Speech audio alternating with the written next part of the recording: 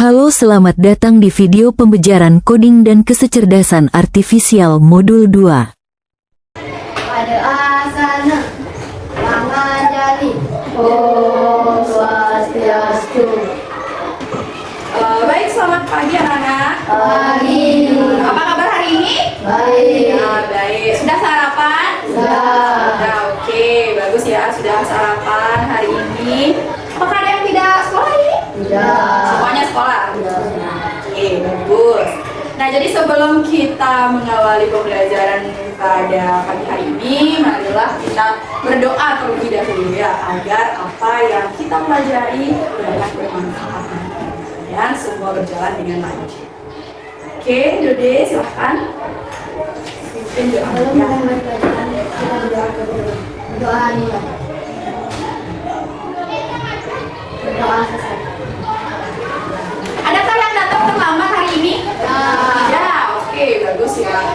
Nah, Miss mau nanya, ini berkaitan sekali dengan pembelajaran hari ini. Nah, jika hari ini cuacanya mendung ya, mau hujan, apa yang perlu kamu siapkan? Payung, ya, apa lagi? Ya, jas hujan. Selain payung sama jas hujan, ada lagi? Nah, jadi pada pagi hari ini kamu sudah bisa menyelesaikan masalah. Jika ada hujan terus mendung, hal yang kamu lakukan, kamu menyiapkan bantal, payung, atau mungkin tidak berpergian ya, diam di rumah. Nah, itu salah satu cara kamu menyelesaikan suatu masalah. Nah, dalam pembelajaran coding, kamu belajar tentang cara berpikir komputasional. Ya, oke. Sebentar ya.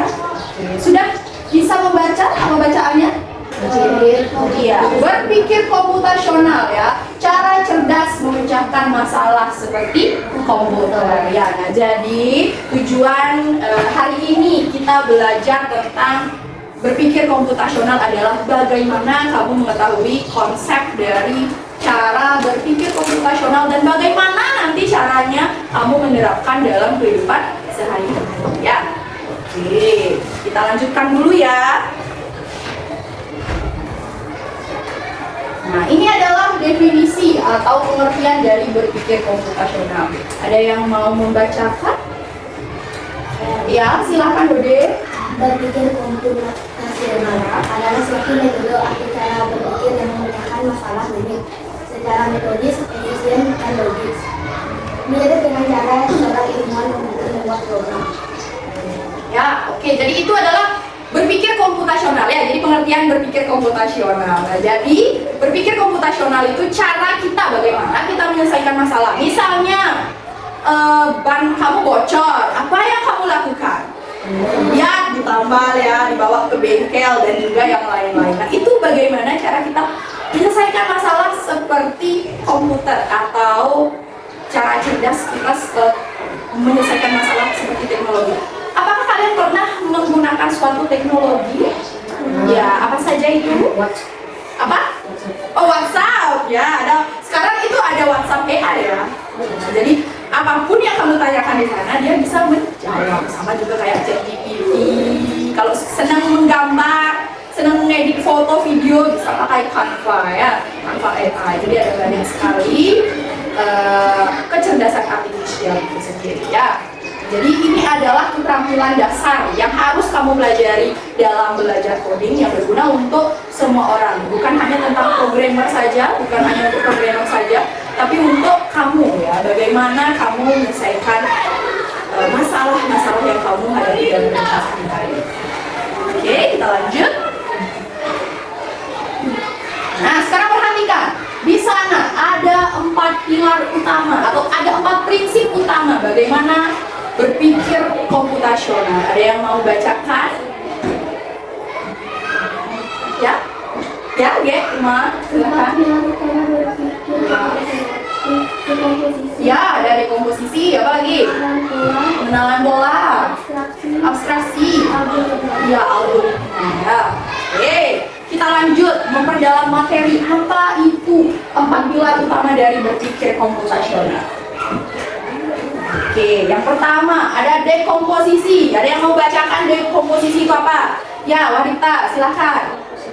Proses pembagian masalah sedikit dan besar menjadi ukuran yang lebih kecil dan lebih mudah dikelola. Ya, oke, bagus. Nah, jadi dekomposisi itu bagaimana ketika kamu memiliki masalah yang besar, kamu bisa bagi-bagi jadi apa namanya?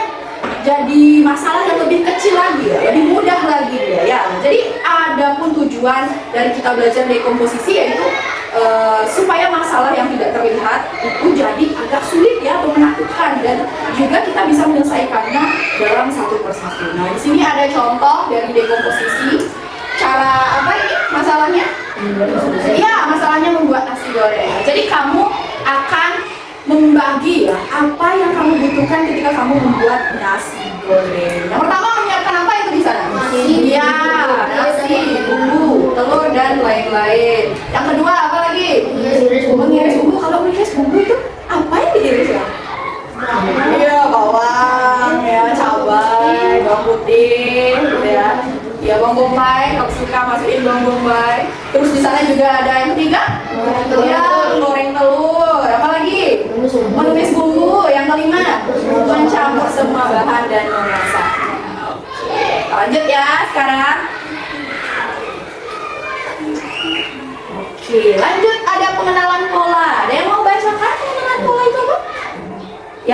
Ya, ada tuh. Pengenalan pola, kemampuan untuk mengidentifikasi pola, tren atau paralel dalam data kordi antara masalah-masalah kecil yang telah dipecahkan. Ya, oke, bagus. Nah, jadi pengenalan pola itu mengidentifikasi ya, polanya, apakah dia sama atau berbeda ya. Nah, jadi tujuannya untuk membuat solusinya lebih efisiensi lagi ya, lebih efisien. Jika kita contoh sehari-hari, ada apa di sana? Saat membuat Saat membuat nasi goreng. langkah pola yang sama pasukan pola ini juga bisa dipakai saat masak digoreng atau cacah. Ya, polanya sama ya. Ada bahasa menumis. Kalau sudah menumis, contohnya nasi goreng menumis, capcay, mie goreng, misalnya bikin kuyung hai. Nah, jadi itu polanya sama ya, itu ditumis ya. Nah, jadi kita sudah ketemu pengenalan polanya ya. Oke, kita lanjut. Oke, di sana ada abstraksi. Ada yang mau bacakan abstraksi? Ya, siapa? Ayo. Ya, yang lain? Ya, Bu Mas, silakan. Abstraksi, prosedur untuk menghilangkan rantai ketidakjelasan atau tidak lihat dan berkonsentrasi secara eksklusif serta hal yang paling krusial.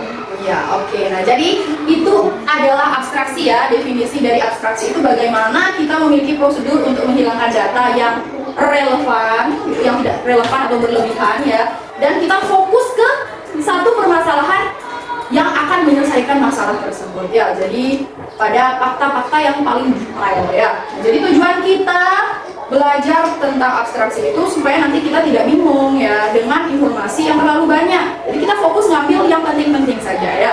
Nah, di sini sudah ada contoh. Kalau misalnya kita lagi mengendarai sepeda ya, atau membawa sepeda, kita fokus pada caranya. Bagaimana kita mengayuh, menjaga keseimbangan dan juga mengerem. Nah, jadi kita tidak perlu memikirkan yang lain ya. Jadi fokus saja kita bagaimana dengan cara yang sudah dilakukan ya. Kita lanjut. Oke, yang terakhir ada? Ya, ada algoritma ya, Wadita, silahkan Wadita. Bentar ya. Atau aturan yang jelas dan berhubungan untuk menyelesaikan satu masalah. Algoritma adalah hasil akhir dari tiga pilar sebelumnya. Ya, jadi algoritma itu langkah-langkah ya. Kalau misalnya kamu belajar bahasa Indonesia, kamu sudah belajar tentang teks teks prosedur ya, belajar tentang langkah-langkah. Berarti inilah dia menghasilkan apa yang harusnya diselesaikan dalam masalah itu ya. Nah, jadi ciri dari algoritma yang baik sudah pasti urutannya jelas ya, tidak ambigu atau tidak memiliki arti yang ganda, dan juga pasti berhenti setelah masalah itu selesai. Nah, dalam contoh kegiatan sehari-hari tadi masalahnya adalah nasi goreng. Karena dia merupakan algoritma, berarti kita membuat atau resep ya resep makanan, dia masuk resep makanannya atau resep atau cara membuat nasi goreng ya. Kita lanjut. Nah, ini contoh penerapan dalam kehidupan siswa ya. Jadi kalau misalnya masalahnya berupa mengerjakan presentasi IPA tentang sistem pencernaan manusia, yang pertama kita mencari dekomposisinya, membagi masalah itu menjadi bagian-bagian kecil. Yang pertama ada mencari materinya, apalagi membuat slide presentasi, apalagi mendesain ya, berlatih presentasi dan juga membagi tugas setiap anggota. Nah, pengenalan polanya di sana polanya sudah ada. Kalau misalnya dalam slide kita buat judul, memasukkan gambar, lalu menambah poin-poin atau materinya ya. Oke, lanjut ada abstraksi di sana. Fokus pada fungsi ya, pada materi yang dijabarkan. Nah, jadi di sana fokus pada fungsi utama setiap organ ya. Jadi kita tidak perlu menghafal lagi apa di sana. Oke, dan yang terakhir algoritma, membuat jadwalnya atau langkah-langkahnya ya. Hari pertama, hari kedua dan ketiga, hari keempat maupun hari kelima. Sudah sampai sini anak-anak sudah paham? Sudah.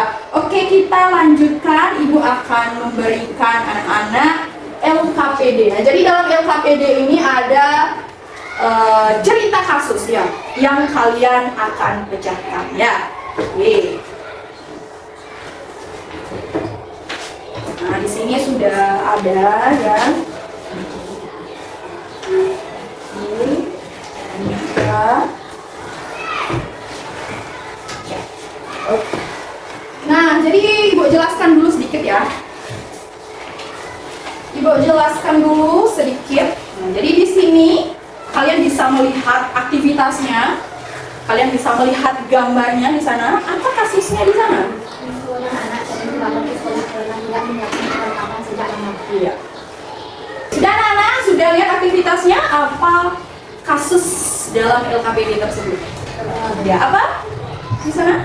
Seorang anak yang terlambat ke sekolah Ya. karena tidak menyiapkan perlengkapan sejak lama. Iya, seorang anak itu sering terlambat ke sekolah karena tidak menyiapkan perlengkapan sejak kemarin malam. Ya. Oke, permasalahannya adalah apa masalah utama yang dihadapi anak tersebut dan mengapa masalah bisa terjadi. Nah, di sana juga sudah ada gambarnya. Silahkan anak-anak diskusikan dengan teman sebangku ya. Diskusikan masalah tersebut menggunakan 4 pilar yang sudah kita bahas tadi ya. Jadi menggunakan langkah-langkah berpikir komputasional. Nah, jadi sudah ada 4 langkah di sana, ada dekomposisi, pengenalan pola, abstraksi dan juga algoritmik ya. Silahkan anak-anak dikerjakan. Jadi kerjakan di sini ya. Sudah ada, kalian tinggal menulis dan identifikasi masalahnya, mulai dari masalah utamanya apa, penyebabnya apa ya. Nah, lalu kalian menuliskan pada 4 pilar atau 4 prinsip langkah-langkah berpikir komputasional. Di sini sudah ada dekomposisi, pengenalan pola, abstraksi dan juga algoritma. Oke, jika ada pertanyaan, boleh tanyakan dengan Ibu ya. Oke, silahkan dikerjakan.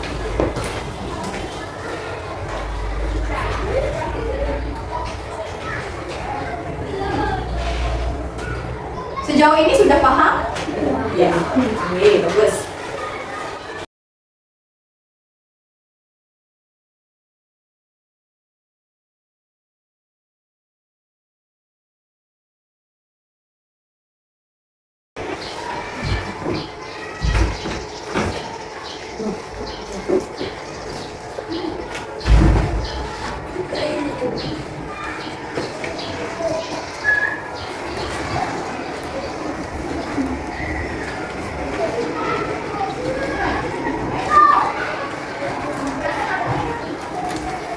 Oke, anak-anak sudah selesai? Oke, nah jadi jika anak-anak sudah selesai, adakah yang mau mempresentasikan lebih awal ke depan? Ya, oke, silahkan kelompok Gede Alvin dan juga Pak Dita di depan. Halo, nama saya Ide Gede Alvin Agustin Hanum. Halo, nama saya Agustin Boya Bagus saya Kadita. Oke, Saya akan mempresentasikan hasil LKPD. studi kasusnya atau masalahnya adalah Seorang anak sering terlambat ke sekolah karena tidak menyiapkan perlengkapan sejak malam. Oke, jadi ada seorang anak yang bangunnya terlambat sehingga dia terlambat datang sekolah. Oke, kita lanjutkan. Masalah utama. Apa masalah utamanya? Anak sering terlambat ke sekolah. Oke, bagus. Penyebabnya? Penyebab tidak menyiapkan perlengkapan sekolah sejak malam hari sehingga pagi hari menjadi terburu-buru. Oke, bagus. Lanjut dekomposisinya. Dekomposisi langkah-langkah kegiatan pagi hari: bangun tidur, mandi, sarapan, mencari dan menyiapkan perlengkapan sekolah, buku, seragam, alat tulis, berangkat ke sekolah, pemahaman bola yang menyenangkan. Setiap pagi anak menghabiskan waktu lama untuk mencari perlengkapan sekolah karena tidak disiapkan sebelumnya. Oke, silakan dilanjutkan. Abstraksi. Langkah yang bisa disederhanakan. Menyiapkan perlengkapan sekolah bisa dilakukan malam sebelumnya, sehingga pagi hari hanya fokus pada mandi, sarapan, dan berangkat. Oke, bagus. Algoritma. Ya, yang terakhir. Solusi yang dapat diberikan. Setiap malam sebelum tidur cek jadwal pelajaran besok. Siapkan buku, alat tulis, dan seragam satu tempat. Pagi hari bangun tidur, mandi, dan sarapan. Ambil perlengkapan yang sudah disiapkan. Berangkat ke sekolah tepat waktu. Oke, silakan tepuk tangan. Ya, silakan duduk ya, Dode sama Wahdita. Jadi itulah ya, bagaimana kita menyelesaikan ya studi kasus atau masalah yang kita hadapi dengan langkah-langkah cara berpikir komputasional. Nah, jadi kita bisa refleksikan bahwa hari ini kita sudah belajar tentang apa? Apa? Ya, codingnya berarti fokusnya pada cara berpikir komputasional ya. Nah, jadi kesimpulan pada hari ini ya yang dapat kita ambil. Oke, jadi berpikir komputasional adalah apa?